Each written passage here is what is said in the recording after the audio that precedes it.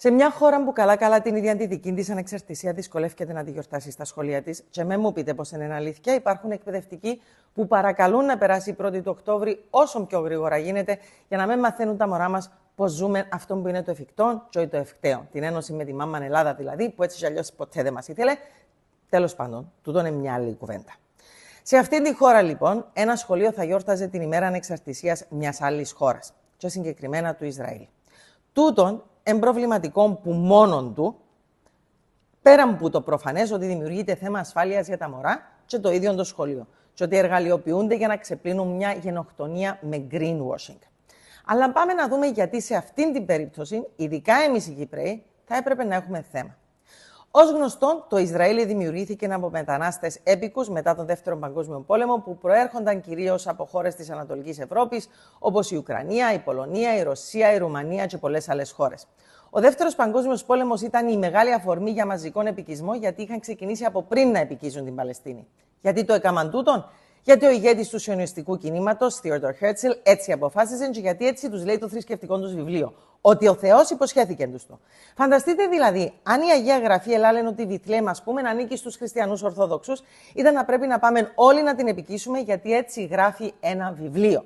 Για να γίνει όμως τούτον, εσφάξα στην πορεία εκατοντάδες χιλιάδες Παλαιστίνιους, εκτοπίσαν 750.000 που τα σπίτια τους και κατέλαβαν τη γη. Η ημέρα ανεξαρτησίας του Ισραήλ είναι η ημέρα που οι Παλαιστίνοι θρηνούν τους πεθαμένους τους. Η μέρα της Νάκπα, η μέρα που έχασαν τα σπίτια τους. Στην Κύπρο, που στις 20 του Ιούλιο ο κατοχικός στρατός κάνει παρέλαση για την επιχείρηση ειρήνης, όπως την αποκαλούν, εμείς ποδά κλαίμε τους σκοτωμένους, τους αγνοούμενους και τα σπίτια μας. Τι θα μάθουν τα μωρά στο δημοτικό σχολείο? Ότι είναι OK για να δημιουργηθεί μια άλλη χώρα, να σφάζουμε ένα λαό και να τον εκτοπίζουμε? Και να ρωτήσει ένα μωρό, μα κυρία, γιατί είναι OK για τους Ισραηλινούς, αλλά για την Τουρκία που έκαμε το ίδιο στην Κύπρο, λαλούμε ότι είναι κατεχόμενα εδάφη? Γιατί είναι OK που τους εθιώξαν από τα σπίτια τους, αλλά για τον παππού μου λαλούμε ότι είναι πρόσφυγας? Τι θα απαντήσει η κυρία δασκάλα?